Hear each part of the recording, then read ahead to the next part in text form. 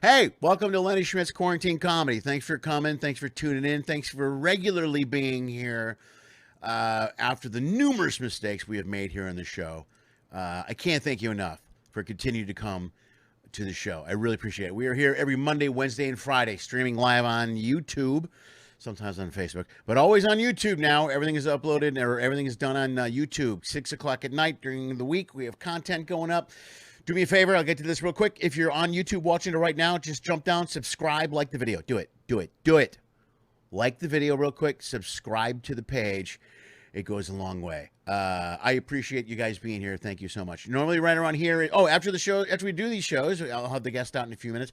We record, and they're uploaded to podcast. So we will be on every podcast format or platform within the next day or two. It'll be, Spotify and iTunes and iHeartRadio, which apparently takes a little bit longer for some reason. I'm not really sure. But I need to fix things over there at iHeart Radio.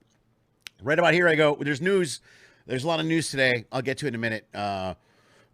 Normally I go, hey, let's thank the sponsors. You should thank the sponsors up front, the people this show is sponsored by. And here's what I do. I go, this show is sponsored by no one, because I don't have any official sponsors. But in reality, my sponsors are all of the viewers. I have several people that tune in on a regular basis. You've been very gracious, very helpful, very nice, and I can't thank you enough from the bottom of my heart, the fact that you're all tuning into the show and supporting me on a financial basis. It helps me take care of all the upgrades and the stuff that I had to buy, because before COVID, all I had was a phone. That's it. Now I have a whole bunch of stuff.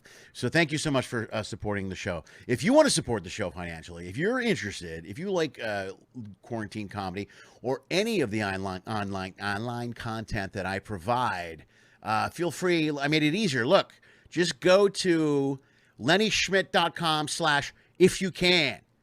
See how that? If you can support, if you can, go to LennySchmidt.com/if you can. There are numerous ways to support the show on that page right now. You can use your credit card, and you can charge like as low as $1, $5, 25, anything over 25. By the way, I will gladly send you a download copy of all 3 of my most recent albums that I have on download copy. You can also donate. It's a little structured down. There's $25. I think it goes to 100. I think there's a slot for 1,000, just to make it easy for you guys. Even easier is PayPal is on that page as well. You can go to PayPal, and there's a little knot there. It starts at $1, and you can donate as much as you want. You can click it up to $1, $2. If you want to go as high as $2, feel free to donate $2. Or if you want to go 10, 15, or 1,000, again, you can do it there on PayPal. Feel free to do all of that right there at LennySchmidt.com/if you can. If you're on a mobile phone and you go there, you can also donate through Venmo on that particular page as well. PayPal will allow you to do that. Or you can go to the Venmo page, which is my Venmo is at Lenny Schmidt. You can hit any one of those, and I will be more than happy to take your money. I will really appreciate it. Thank you guys so much for sponsoring the show and donating. Also, if you can't, for some reason, if you can't donate or sponsor, I'm playing with the buttons right now. If you can't donate or sponsor financially, I understand COVID sucks. I'm online trying to get sponsor money. So if you enjoy the show and you don't want to sponsor money, you don't want to give me any money, that's fine. Do me a favor. You can sponsor or support the show even without spending a dime. Go to the YouTube page and just subscribe to the YouTube page. It's Lenny Schmidt Comedy. Just go, check it out, and support the show. That's it. Apparently, subscriptions are as good as money. That's what the Knights of the Round Table at YouTube have told me when I asked them what I should do about getting paid for these shows that pull in 80 viewers a day. So there you go. There's your 2 options. Bam. You can go there, go to LennySchmidt.com/if you can, or you can go to the Venmo, go at Lenny Schmidt, or you can just simply do something and follow us on YouTube. There you go. Subscribe to us on YouTube. That's it. I think that's pretty much it. Let's get to we should get to the guests now, and I will in a second. However, if you haven't guessed by now, this is pre-recorded. This is a new pre-recorded opening because I'm sick and tired of opening the show, screaming at the computer and plugging in cords and strangling myself at hitting buttons and trying to connect to the guests, and I never get anything right. And then I miss all this promo stuff, and I can't plug the websites. I can't plug anything. I can't plug anything correctly. So I just taped it all. That's it. I taped it.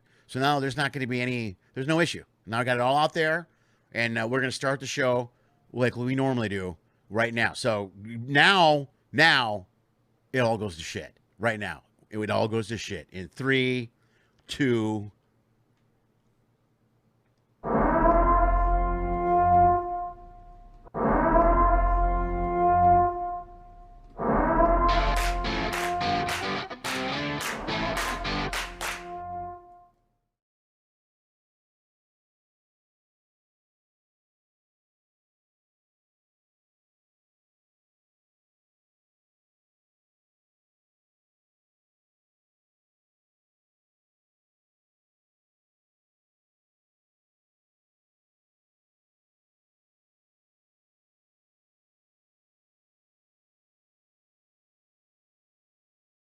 Every time I open the show, I forget to click my sound back on. Every single time. It's like it's clockwork. It's a little thing I do here now. Even though the pre-recorded opening saves stress because I don't have to run around and stress and try to figure stuff out. But I forget to turn the sound back on every time. And every time I turn it off, when I'm talking to today I was talking to Doug and I'm setting the thing up and I go, I'm gonna remember today to turn it back on, and I never remember. So I know. And then everybody comments. I'm looking at your comments right now. Everybody's like, no sound, can't hear you. No sound. Hit the button, Lenny. Quit screwing around. Blah, blah. No sound. Everybody, sound. I got it. I figured it out. Everyone shut up. You know by now, I'm not good at this stuff. Hi, everyone. It's good to be here. Welcome to Lenny Schmidts Quarantine Comedy. It is the Wednesday episode, 6 p.m. Pacific time. We are here every Monday, Wednesday, and Friday live. If you noticed, last night, I launched, here's what I'm going to do. I edited and re-released the interview with Billy D. Washington. That came out last night at 6 o'clock. Was not live, and you probably knew that from the beginning when I specifically said, hi, this is not live. And then I played the Billy D. Interview again. People ask me this all the time. We're on episode 81. This is episode 81. But the YouTube page starts at 62, and people are always like, that doesn't make any sense. Why did you start at 62? Did it take you 62 to figure out what you're doing? And the simple answer and the short answer there is yes. It took me 62 episodes to figure out what the hell I was doing. So there you go. I got tons of back episodes I'll be re-releasing as time goes by. I'll be doing all kinds of stuff, editing some into multiple. I'm doing a best of, worst of episode. Due to the suggestions of the Runyons. That was Keith Runyon's great idea to bring that in. Also, if you're I got a beef to pick with some of you people. We're going to cover right now real quick. If you're on YouTube right now and you're watching this show, I appreciate it. Thank you for being on YouTube. Do two things. One, go down to the bottom. There's a little thumbs up there. Can you click on that thumbs up? And then you can even subscribe to the page if you're not subscribed. That's kind of a big deal. But I noticed this. The last episode with John had a whole bunch of people watching. I saw the views, but only like 8 likes. Come on. If you're here every night, I know you like the show. So hit the thumbs up. Yeah, I liked it. I can like my own video. There you go. I liked it. I'm watching the numbers right now. I don't see any numbers going up. Okay. Let's say hello to some of the people that are here. Oh, real quick. Also, the podcasts will be updated tomorrow morning. So you will have John McClellan's podcast on there, who was on the show 2 days ago. And the Billy D episode from last night will also be updated on there so that all the podcasts are updated. There you go. So let's see who's here. Hello to the Runyons. Alex is here. Lenny, do you hate me because I'm San Diego Padres fan and we traded for Fernando Tatis? No. No. How's that short answer for that? You're a Padre. I feel bad enough for you. You're a Padre fan. So let's leave it at that. Yeah, I'm a White Sox fan. I guess I couldn't really talk more. Who else? Yeah, all the runs you hear. Hello to Robin Greenberg again. I don't want to make her angry because she gets angry if I don't message her right away. I'm kidding. She's very sweet. She's very nice. Gar is here. Thank you very much. Gar, let me know as well. If you guys are on Facebook, I highly recommend shooting over to YouTube. Eventually, we will only be on YouTube live. And if you want to see the episodes replay, they're on YouTube. I might share them to Facebook, but they will all be based through YouTube. So there we go, man. Saying hello to everybody, checking in. I think we're good. I think we're in good shape. Let's see what's going on in the news. I checked the news today. I got to be honest with you. The news is shit, folks. Every day, there's no good news anymore. You know, there's like one good COVID news thing, And then there's a whole bunch of like the numbers in LA are down. They're like the numbers in LA or the county are down. That's great. And then there's a whole bunch of articles that say, don't get ahead of yourselves. You're still gonna die. You know what I mean? There's still like 15 articles that are bad news. So there you go. What else is going on? I mentioned the podcast. We're good. Okay. If you're a cruiser, like many of you are here, just a quick update. Holland has canceled all their cruises through the end of the year. So there you go. Merry Christmas again. I say that all the time. Holland is a division of Carnival. It's one of the lines that they own, but so Holland is canceled till maybe mid-December, but they've canceled that far. That makes Holland and Princess that have canceled for almost the whole year. They're into mid-December. But the big three, Royal, Carnival, and Norwegian, are still planning on November and hanging on for November. And that's what I'm hanging on for. I think it's going to be November. I'll be honest with you. Here's what I think is going to happen. I might have mentioned this before. And honestly, the cruise news I've been reading lately has been pretty encouraging and good. They're figuring out a lot of things, what they're going to do, how they're going to handle this. Here's what I think is going to happen. It's going to be a lot of short cruises, more sea days, and more private islands. I think that's what it's going to be to start out. Although, wait, I wanted to mention this. The guy, where was I? Boom, I got all kinds of articles. Okay, I can't pronounce this guy's name. Dionisio D'Aguilar. Is that it? I don't know. He is the Bohemian minister. I'm not drunk or anything. The Bohemian minister of tourism and aviation says he is looking forward to when cruises come back and want them to start coming back to Nassau as soon as possible. And they're looking forward to the cruises doing that. They hope they don't just focus on islands. They hope to go back to Nassau and some of their big ports, which is a complete reversal to what he said about a year ago, where he was, and this is before COVID. I don't know if you remember, there was a huge hoopla about the Bahamas was complaining that people weren't getting off the ship in Nassau and other places, and they were spending all their money on the ship. And they're like, well, this is bullshit. We're going to stop letting you come into port if you don't get off and spend money in our town. You know, they were mad about that. In fact, some ports were charging the cruise ships more to port there. Now that's all gone because that's what happens after 5 months of no tourists popping into their country. So they're down. Look, Blue Cup, everyone. I'm mentioning it out loud. So there you go. They're looking forward. Even the Bahamas want you to come back. I think that's good news. I got to mention that. All right, folks, let's get to it. I have a guest here today, folks. It's a good friend of mine. I've worked with him years on the ship many times. He lives very close to me here in LA. We're just talking. We both have kids. He's a comic. He's been around a long time. He also is on one of my favorite shows ever, Mind of the Married Man, many, many, many years ago. I love that show. So the first time I worked with him, I was freaked out because I was like, I love that show.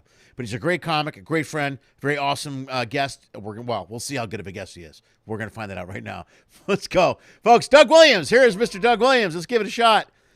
Whoa, what happened? Whoa. Hold on. Boom, boom. There we go. There we go. Yeah, it just takes me a second. Yeah, I screw up 9 or 7 times before I finally get everything right. What's up, brother? Hey, man, first of all, I just want to say you are made for this, man.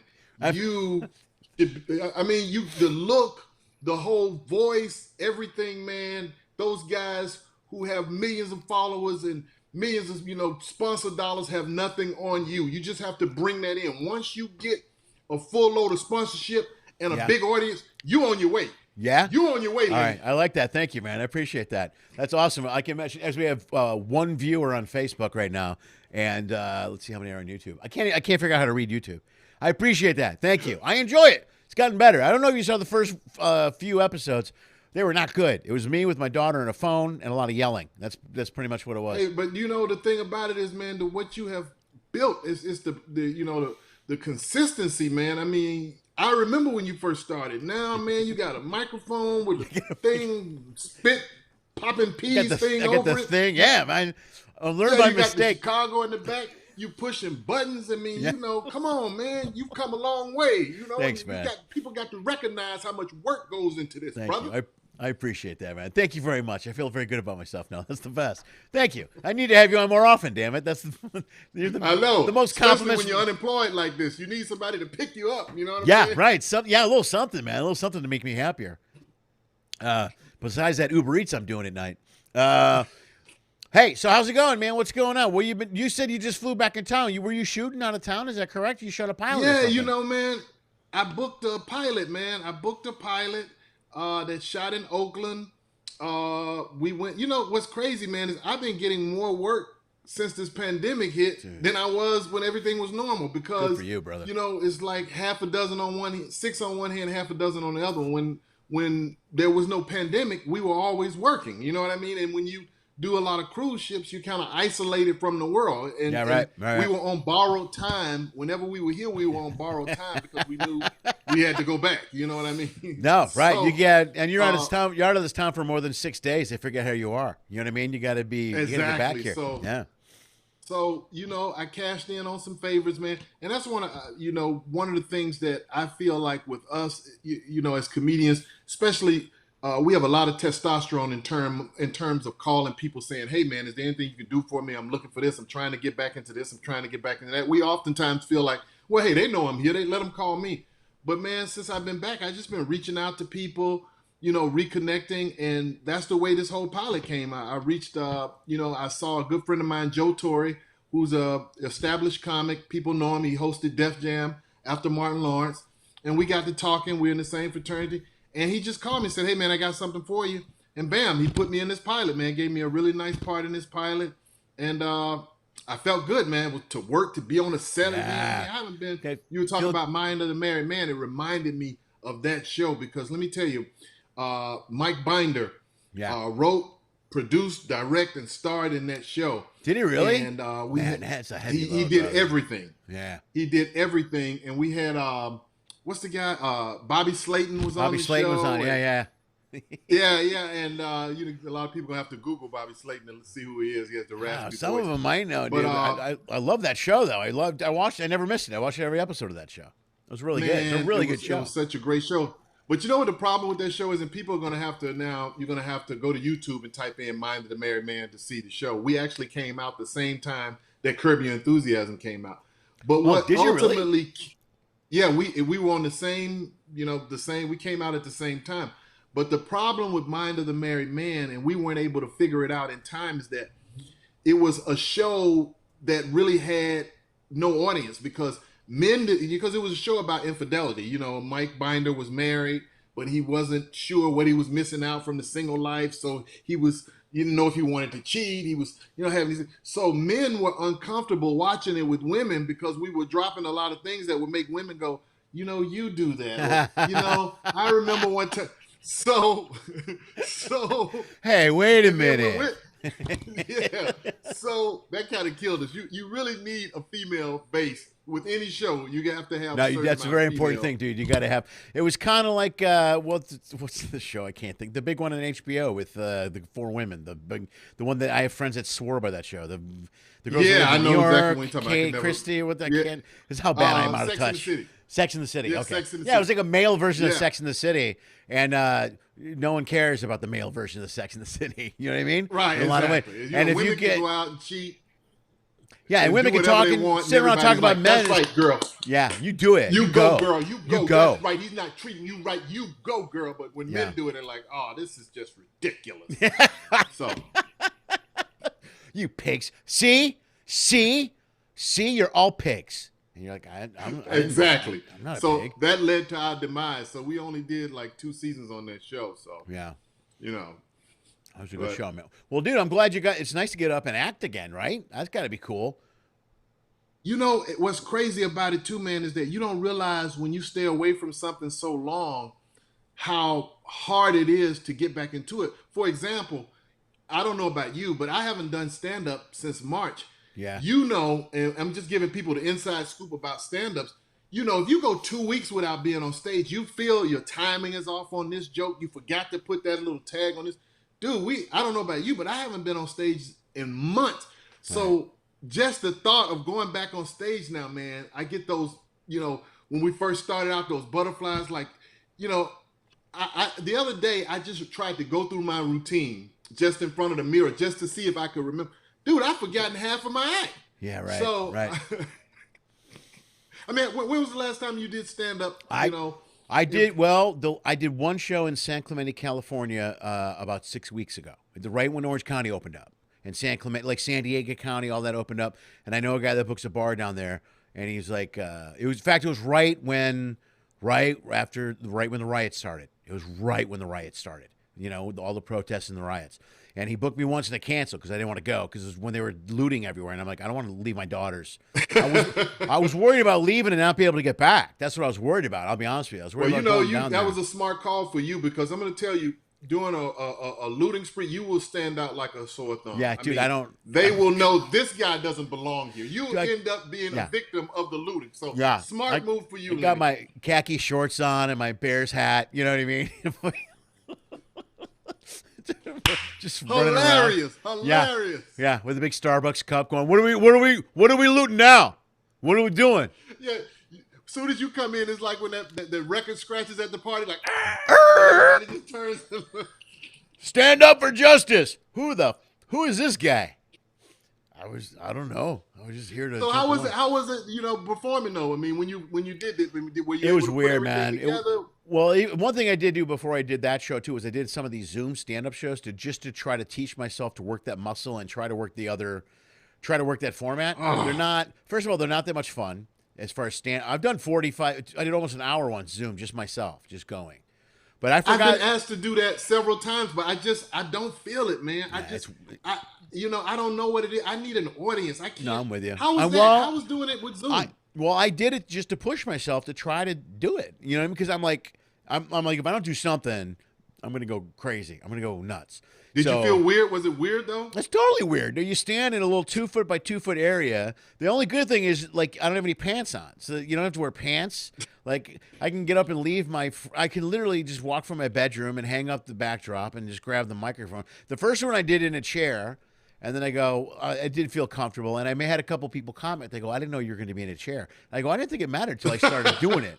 Then it seemed weird. So then after that, I switched. Now I do, but I'm literally, and I'm kind of an animated guy, so I move around. When I do my show, I'm all over the stage and I move around quite a bit. And there's not a lot of room here because also besides the little 2 foot by 2 foot area, I'm surrounded by cords, dude. I got this cord is wrapped around the mic stand, and the mic stand's wrapped around this, and the computer and the laptop cords, and there's a light. I mean, if I pull one cord, all this shit is coming down. All of it. Hilarious. Yeah, it's a train wreck. So when you're standing there, you got to be constantly aware of what you're doing. It's almost like you're this sad animatronic guy. But when I did the San Clemente gig. And then the other adjustment was not just remembering my act. I was definitely rusty. I was way rusty. Everything was uncomfortable. I mean, I talk about this all the time, especially with the punchliner guys. It's like all of us, most of us are doing like 5 different shows, at least, or 4 maybe. Right. And you walk up and you can go, you got to do a show tonight. How many times there's a deviation or hurricane, you got to go do 30 minutes. Okay. And you just jump right up and we're off the top of your head. You're fine. You're good. But you start to go a few weeks without working, you forget stuff. I did one Zoom show where I forgot my closer. I have this gorilla closer I do, and I forgot the bit. And I actually had people on the Zoom show finish the bit for me because they had to walk me through with my own bit. I'm like, you're right. That's it. That's it. And then some people were yelling out the punchline early, and I'm like, no, you got to build to it. You know what I mean? He threw the stick. I'm like, no, that's the end. That's the end of the bit. But the other thing about the live show that was weird in San Clemente was the setup, man. It's a table of 4, and then 2 empty tables, and then another table of 4, and then empty tables, and it's spread out.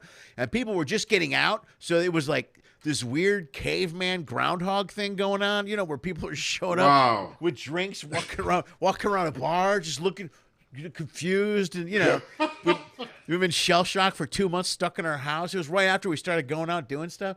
But that's the last live show I've done since then. I don't have anything booked live now until October on the road. So I know some guys.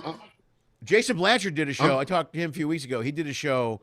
He worked the club last week, 4 nights. And I talked to him after the first 2 nights, and he was like, "They were not good." He was like, "Dude, it is just a rough."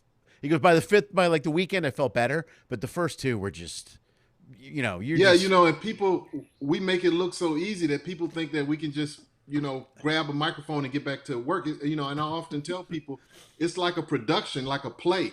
Those people work week in, week out, but imagine a play dismantling for 5 months and then coming right back and going right back into a live audience. No rehearsal, no. Here we go, guys. You're yelling your cue from the backstage.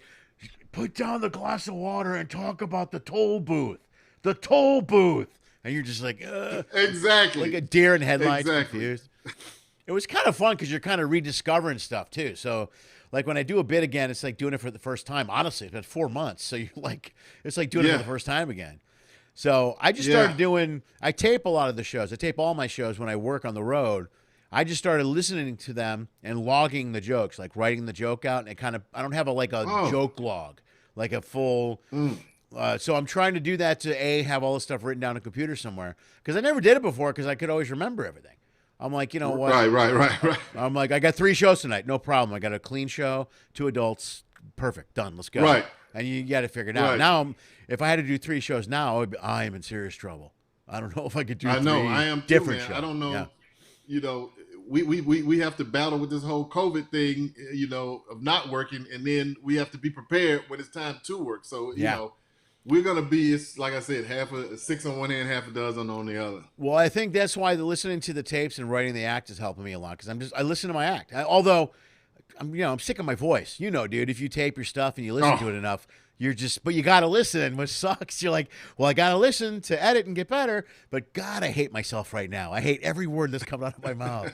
I find myself yelling at myself. Have you ever done that where you're listening to a tape? One night I was setting up doing a new bit, and I'm trying to get to it, and I'm driving in the car with the girls are listening. By the way, they're annoyed. They're like, God, do we have to listen? I go, yes, just for 5 minutes. Let Daddy listen to his stupid act. And I find myself yelling at the radio. Just, get to the point. I'm like me babbling around. And you know what's crazy about that? You just hit on a very, you know, this is what you do to pay for the things that they love, and they don't want to hear it. And you know, I run into that in my house. You know, I'm saying, hey, I need to do this. I think, oh, we don't want to. I'm like, hey, this is what's paying for all this stuff or whatever. Yeah, right. Show some respect for what brings the money in. Yeah, they fail to understand that point of it sometimes. They always get frustrated. They're always like, "Oh, okay, you gotta do your show." I'm like, "Yeah, I gotta do the show." How's that sandwich, smart ass? Are you enjoying that sandwich and the roof over your head? You know? Yeah, they always have that. Yeah. Oh man. What else is going on? Now, Mom, where are you at, man? You're in Studio City, is that right? Yeah, so I live, it's a weird thing, man, because I have an LA address, but I live in Studio City. It's weird how they do this, you know, when you live in California, it's really, really weird how they spread things out. But yeah, basically the Studio City area, you know, I noticed, man, that I had been picking up weight. I mean, it's almost like we're on the cruise ship because you know, you sit around, this and that. So thank God, man, I you know, in my neighborhood is conducive to walking, and thank God I live in a neighborhood now where people know that there's a black guy in the neighborhood, because I don't have to worry about, you know, taking a jog and somebody pulling out a shotgun and killing me. So in fact, Studio I passed City, out pamphlets. Before I started jogging, I put pamphlets on everybody's door saying, hey, there'll be a black guy running here on Monday, Wednesdays, and Fridays, just to cover all bases. Just be aware of that. I'll be wearing earbuds, so don't chase me down because I won't hear you. But please know, my name is Doug. Yeah, that'll throw people off on Valley Vista when they're driving. They're going to Whole Foods. Like, was that a black man running? What? Was there a protest around here? I wasn't aware of that. I didn't get. Let me check my neighbor app. It seems I should have got some sort of notification. Hey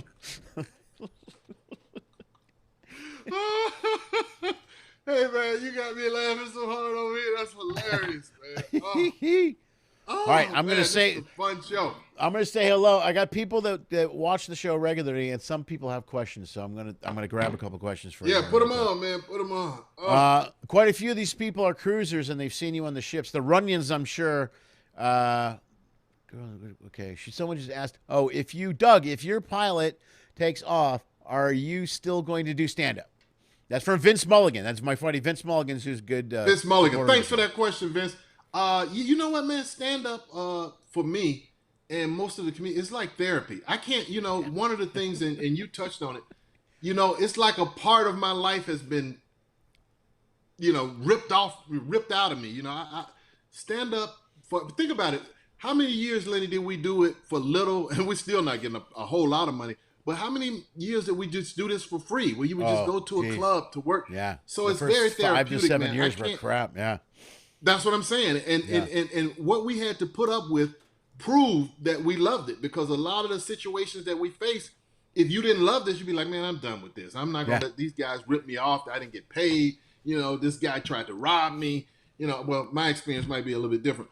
But I always plan on doing stand-up comedy, man, for the rest of my life, you know. Yeah, I think it's more, I think you have to, comics have to do stand-up. If you do stand-up, I think you have to do it.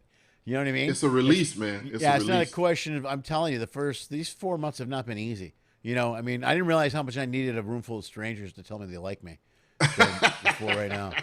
They're telling me it's going to be okay. All right. What else? All right, that was Vince. Everyone says congratulations on the pilot. I have very sweet followers here. They're very cool. They're very thank you. You know, cruise ship supporters are the best supporters. I mean, you have Trump supporters who are number one.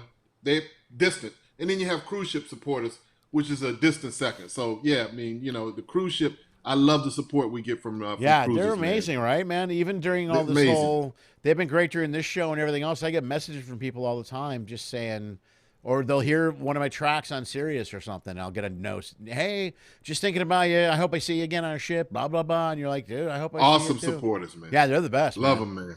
My buddy Alex now has a question. Alex is also a huge supporter of the show, who has his own little YouTube channel. He travels quite a lot, does a lot of cruises, and he has way more followers than me, that prick. He needs to send them your way then. I know he's trying. He's doing very well.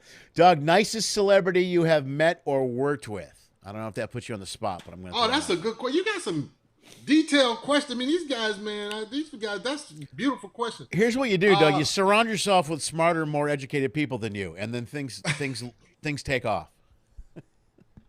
The nicest, there are 2 people that come to mind when I think of, actually 3 people that come to mind when I think, and I don't want to leave anybody out, but Sinbad was right at the top, man. My first movie I booked was called First Kid with Sinbad. I remember and not only did he fly me out, he flew out my sister, and he put us up. It was my first movie experience. He made sure that we were okay.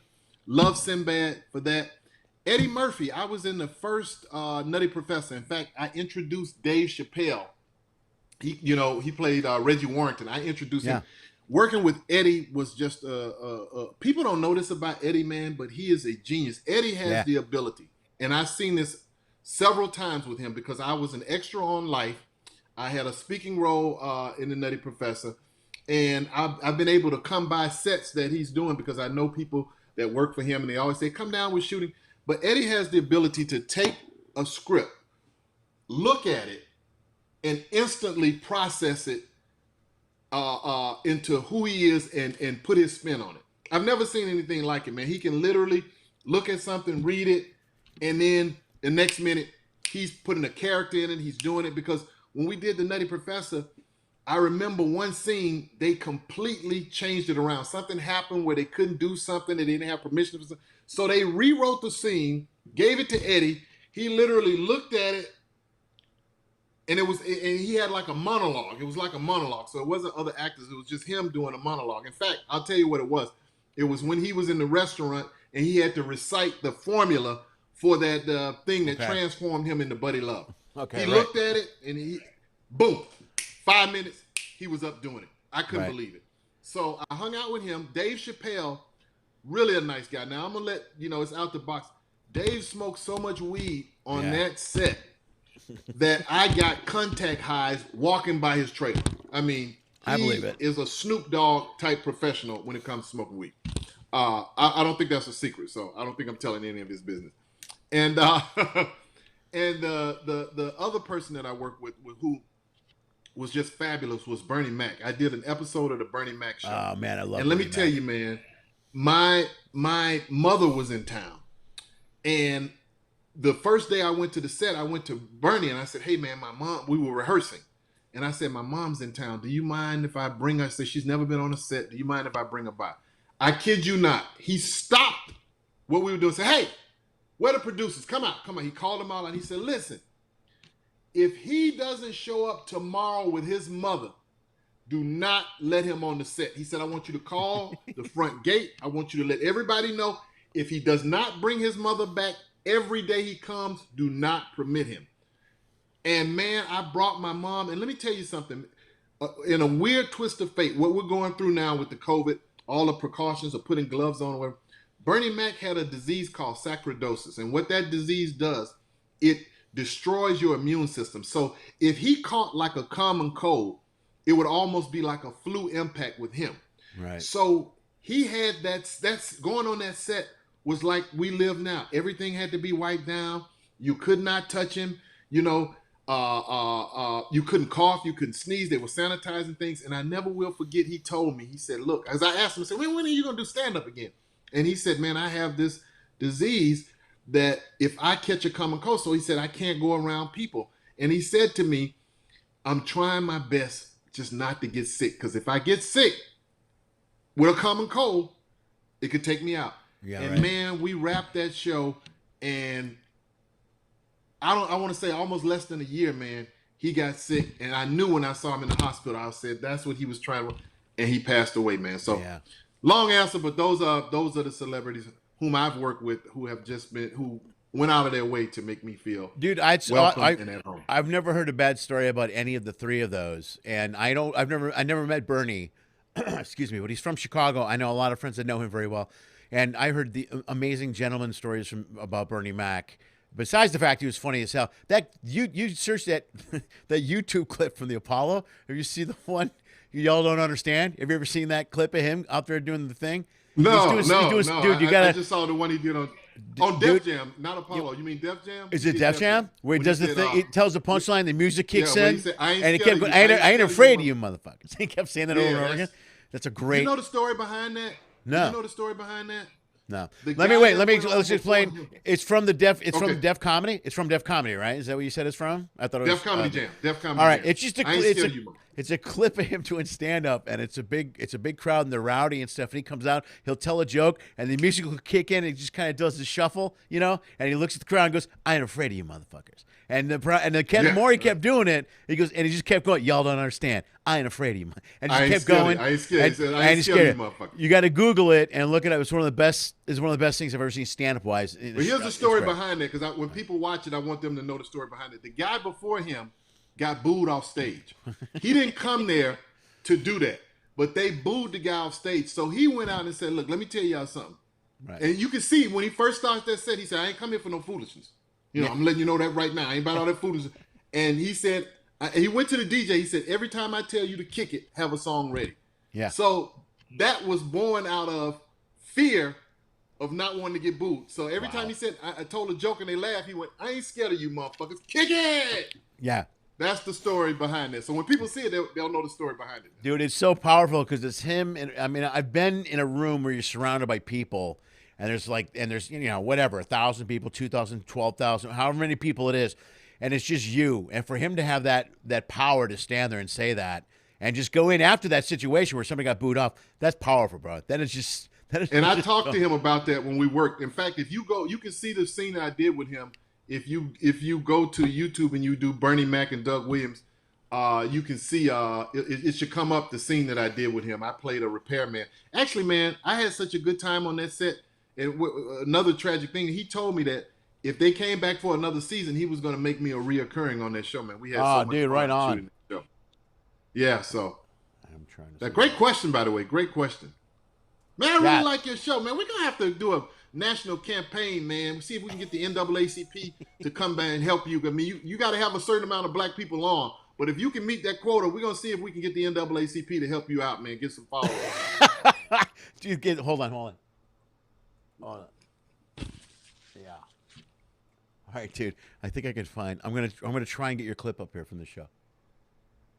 I can show it during the live. I can show it during the live thing here. But then I got to edit it out. Which one, the Bernie Mac piece? Yeah, YouTube is real pissy about me using their shit. So I got to make sure I do this the right way. I can actually send you the clip. I mean, I think I can find it. I got it right now. I just got to put it in the little. I got to put it in the little. You see me and Bernie Mac? Yep. Give me a second. I'll get right there. That's us on the show. Dude, I've heard here. Nicest guy to work with. Dude, getting back to Eddie Murphy real quick. I only want to mention this because you talk about him being a genius. I've never ever met him or even worked with him, but one thing I've heard the genius thing from him. I've heard people say that quite often about him, and he's kind of like he's up there with like De Niro genius. To where I know some people that worked with him that said that he can do a scene over and over and over again, completely different every time, and be just hilarious every single time. And I'm blown away to hear that. I'm like, dude, that's amazing. Because not only that though, man, he becomes those characters, man. I mean, yeah. And I've never seen, you know, a lot of times when you work, I don't know, you know, when you work with these actors who are, I'm sorry, when you work with these actors who are trained actors, and a lot of times they're in that character the whole time they're on the set. You know, Eddie can be having a conversation with, like you and I having, and they say, okay, Eddie, we're ready for you on set. And he can go instantly transform into those characters, man. Yeah. I've never seen anything like that's quite amazing. Like Eddie Murphy in my life. I would love to work with the guy just to see that talent. I heard it's phenomenal. It's amazing to see. Phenomenal. All right, I got this. Let's give this a shot, man. Let's see if I can get this. This is Doug Williams on the Bernie Mac Show. I love this show so much, by the way. All right, man. Let's see if I can do this right. I need a new den? No, Bernie, you don't need another den. It's just that this one is not conducive to the ultimate home theater experience. How can I be conducive then, Alex? Damn it, I want to know. You really want to know? Imagine this. Mm-hmm. We put a 70-inch flat plasma screen right here. That's nice. I mean, real nice. Oh, it gets nicer, brother. We've added not 5, not 6, 7. 7.1 surround sounds, man. Ooh, filthy. I need that right now. Wow, man, that sounds so doggone real. It's like it's coming from all around here. It's not turned on yet. I think that was one of your kids. Yeah, right on. Yeah. Yo, I told you, Lenny, you talented, man. You know, people have all kind of people working for them to pull that kind of stuff up. You did that right there with your fingers. Dude, you talented. Dude, if this was 2 months ago, everything would have crashed. Everything would have crashed. The house would be on fire. You know, there's all kinds of things going on. Even the people watching the show are amazed. I'm telling you, man. Thank you, We got to get you a black following, man. We got to get you, because that's what happens. Black people get on, and then you blow up, and that's how it happens, man. We're going to get the NAACP to support you, Lenny. You got to have black people on, though, man. All right, man. I'll even wear something besides khaki shorts. That'll be good. I think if they came over to support me and saw the khaki shorts, we have to talk before we decide to support you. You're absolutely right, sir. Oh, hilarious. Right. I'm probably going to have to edit that out after the show, but we'll see. We'll see. Right now I'm live. I don't give a shit. What are they going to do? Cancel me? Yeah. Right. What's going on? All right, let me see. There's more questions. Let's see. Everybody loves the Bernie Mac Show. Great show. Everybody loves you, Doug. You're a great guest, saw man. the Bernie Mac. Everybody saw that. Everybody saw it. No, I just played it for me and you. What do you think I am here? You think I'm some kind of I just make them just sit around while you and I take a moment to watch your 2-minute clip from the Bernie Mac Show? What kind of host would I be? That's horrible. Like you guys, Doug and I will be right back if you don't mind. We'll be right back. Oh man, I'm gonna show your stand up too before this is over. Where are we at? So, all right, so man, you good, man. So, are you? Somebody wants to see. Brenda wants to see the pilot. Brenda, the way it works with pilots is you don't get to see them. So, sorry. They haven't even edited it yet. I just got back today, so they're probably wrapping up the sets right now. You know, taking everything down. Who else is? So, speaking of which, I just want to say this: if you watch that clip, that was done on a sound stage. A lot of these things that you see, where you think people are in a house. This is true of Mind of the Married Man too. They build all of those things on a sound stage. Right. So 9 times out of 10, when you see someone in a house or you think they're in a building, it's built on a sound stage, man. There is a whole nother movie magic that people don't know that goes on behind the scenes.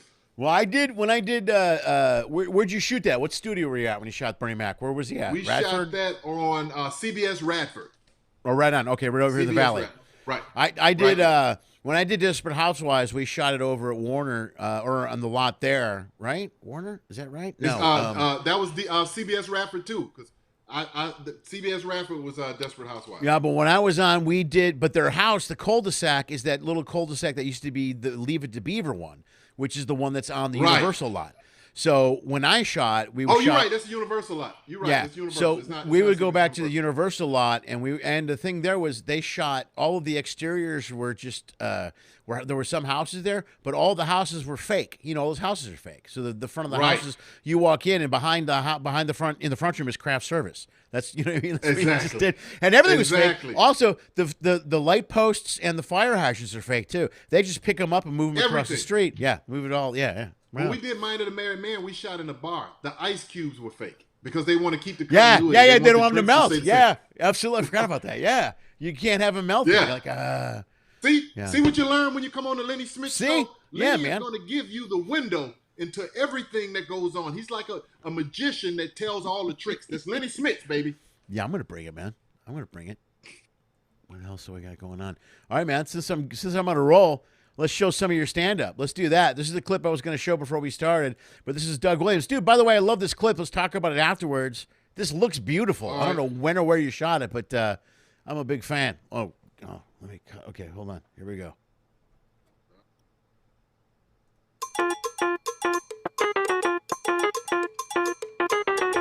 Ride for your man. That's all I'm saying. Be down for your man because there's a lot of other stuff out there. You got to protect the home court is what you got to do. Like, you know who really impressed me? I was reading George Lopez. Did you know George Lopez, the comedian, he was dying. Needed a kidney. Wife found out she was a donor, jumped right up. Take mine. Bam, gave him a kidney. I told my wife, I said, that's what I'm talking about right there. That's a ride or die. That's the true definition of a ride or die. Now let's be honest. Let's be honest, ladies. Right now, with the man that you with right now, if you knew he was dying on his last leg and he needed your kidney to survive, how many of you, by a show of hands, would give him your kidney tomorrow? How many of y'all? You can tell a lot of them were lying on that one by the way they raised their hand. Y'all are lying. Half of the time, y'all don't even want to give us a ride to work. You're like, look, you're going to have to catch the bus or get your friends. I'm not going to be taking you to work every day. That's every day I got to take you to work? You'll give me a kidney, but you can't put some gas in the car to take me to work?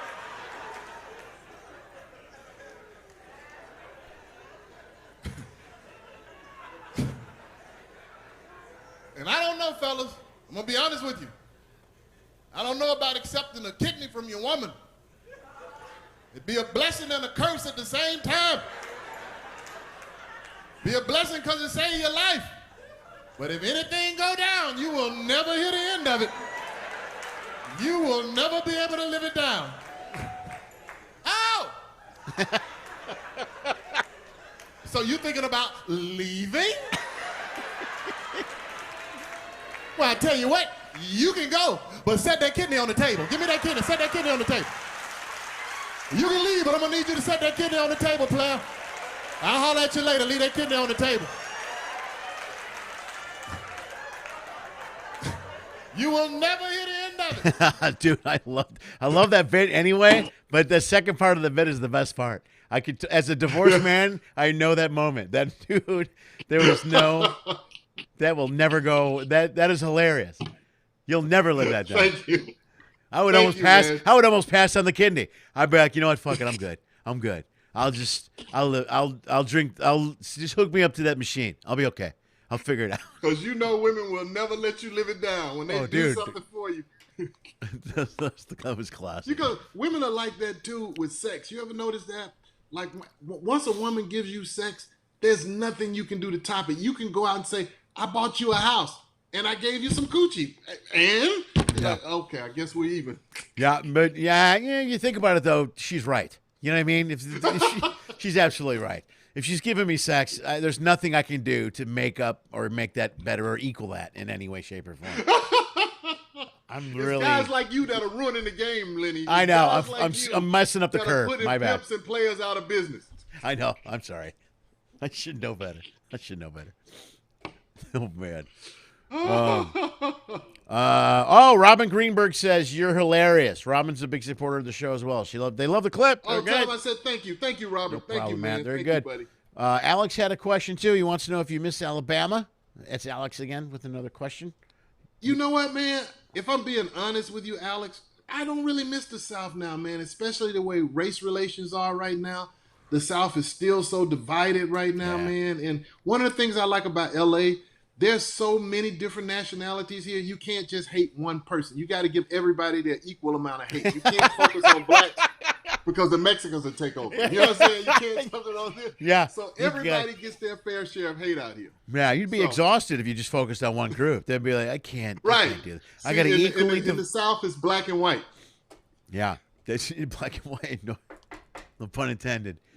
Yeah, you're better off, dude. Even I'm amazed too, because people that you notice is absolutely in the big cities too, because I'm from Chicago, so and then here, but when you go to some of these places in the South, working the road for years, there were places I went to in Texas and South Dakota, and I think I had this conversation with somebody recently who was talking about white privilege and how the balance of it, because I don't see a lot of it. You know what I mean? There's things about racism that I don't notice because I'm white. I don't notice when I walk into a restaurant if I'm not welcome. You know what I mean? So, Right. But when you're in the South, and I've made that mistake. I was working with a cat. I think his name was Charlie Walker, I think, out of Minnesota. It's a long time ago. And we're in South Dakota, and we did a show, and he was opening, I was closing. And afterwards, people were like, let's go to this bar down the street. And I go, hey, Charlie, you want to go grab a beer? He's like, nope. And I go, why not, man? Come on. Let's go. He's like, no, this is not an area for me to be going into bars. And I go, and me, stupid, white kid from Chicago, south side of Chicago. Come on, man, what's the big deal? You'll be with me in the comics. Woo! So we go to this bar, and we walk in the door, and it was like the scene from the Blues Brothers, man. I was like, we walked in. I walked in, he was right behind me, and silence just hovered, and everyone looked. And I looked at him immediately, and I went, dude, I'm so sorry. I had no idea. I'm an idiot. I'm an idiot. So we did the one beer, like the one drink to kill time thing. We're like, well, we ordered a drink, and they never drank it because we didn't want to leave right away because we thought that would be bad. But it didn't matter. Dude, we were followed out of there. It was not. You don't realize some of these small towns, man, where you go traveling in Texas and the South. And, I mean, there are towns where the black people never go, and that's when there's black people there, and they freak. And, I don't notice it, but he did, so. But I still like going home to visit my family. I still like seeing my friends. But in terms of just living in Alabama, man, I don't think I've gotten too used to LA. You know that once you get out here, you get used to this. And I'm from a small town, Montgomery, Alabama, the capital, which I love. Yeah. But my mindset is LA now. Yeah. Well, LA's the place to be, man. It's a lot more. I mean, it's a good city to live in. There's a little bit of everybody out here, a little bit of everything. You're right. All right, man. Gotta hate everybody. Can't just hate one group. Dude, that's the best ever. Dude, are you doing that on stage? Do you do that on stage? You do a bit about that? You got it. Yeah, that's hilarious, dude. The bit is tied into that. Nobody's racist until you're on the freeway. We're all racist on the freeway. You get cut off by somebody of a different race, and you let them in. Look at this cracker, this N-word, this chink. We all racist on the freeway. How many shows? Okay, Alex has another question. I'm trying to read it, but I didn't get my new glasses yet, so I'm struggling. Come on, man. You ain't got number time to get glasses now, man. You got to come on now. How many shows do you do before you started to feel comfortable in front of a crowd? Okay. That's a pretty good question. It's funny because, black comedy is different altogether. Going back to what Bernie, a lot of times black people come to a comedy club with a different mindset. I've noticed white people come like, we came to enjoy the show. If a guy is not that good, damn it, he just needs to keep trying and he'll get there.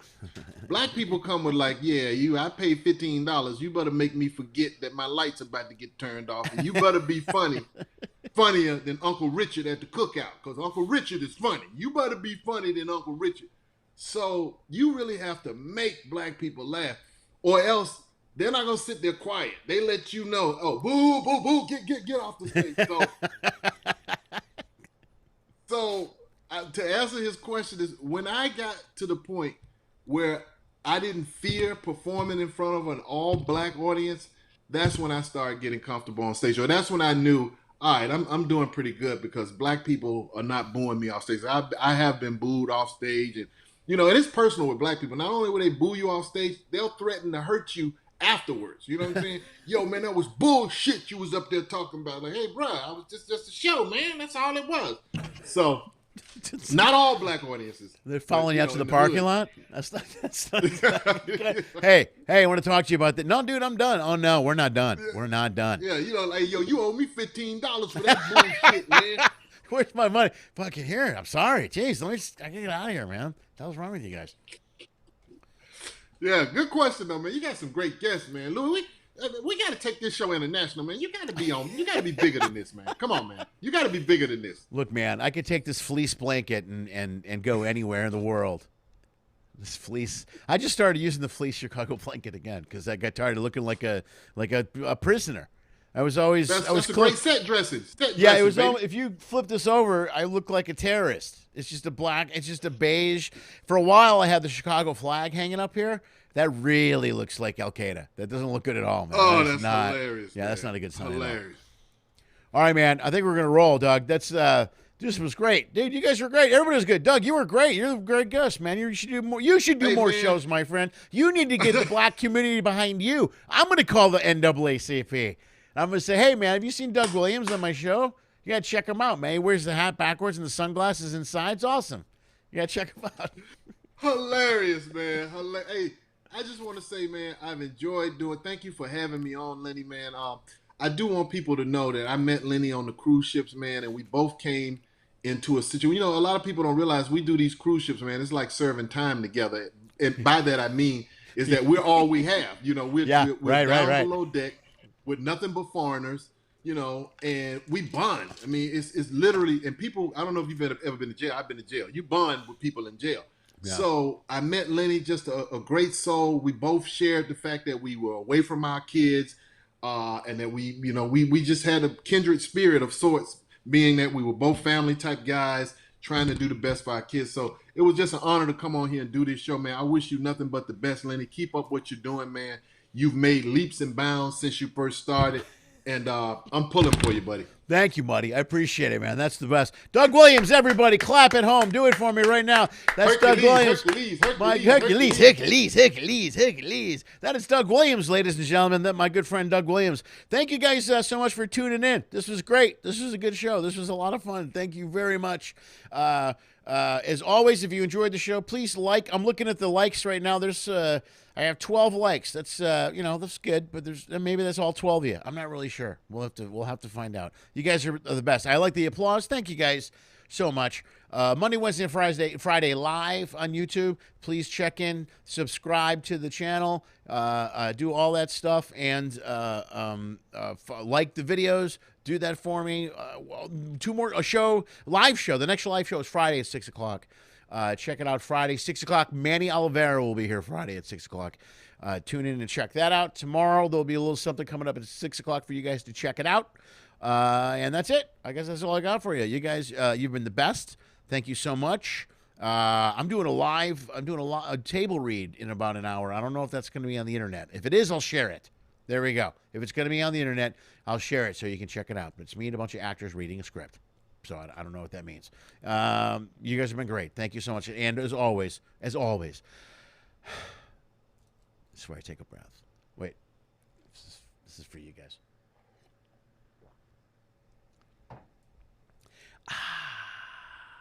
Dream of Pinky. Lenny Schmidts Quarantine Comedy is hosted and produced by, Lenny Schmidt, duh. If you enjoyed today's show, like the video on YouTube, give it a thumbs up or a way to go or whatever the most popular social media thing these kids today are doing. It goes a long way and it really helps us out. Check the description below for info on all today's guests, as well as the host. If you're a fan, you can follow them, like them, or even support them. Go to their site or page and hit their Venmo, PayPal, buy a shirt, an album, a download. Anything you will spend will literally help save the arts. In fact, if you want to support this show, just go to Venmo at Lenny Schmidt. It will help pay for all the stuff that my dad keeps breaking. Lenny Schmidt's Quarantine Comedy airs on Facebook Live every Monday, Wednesday, and Friday at 6 p.m. Pacific Time. Each show is recorded, then uploaded to YouTube and released as a podcast the very next day. Also at 6 p.m. Pacific Time. Everything's 6 p.m. We keep it simple. That's all we can handle. Thank you for listening to my dad's show, and as always, stream it pinky.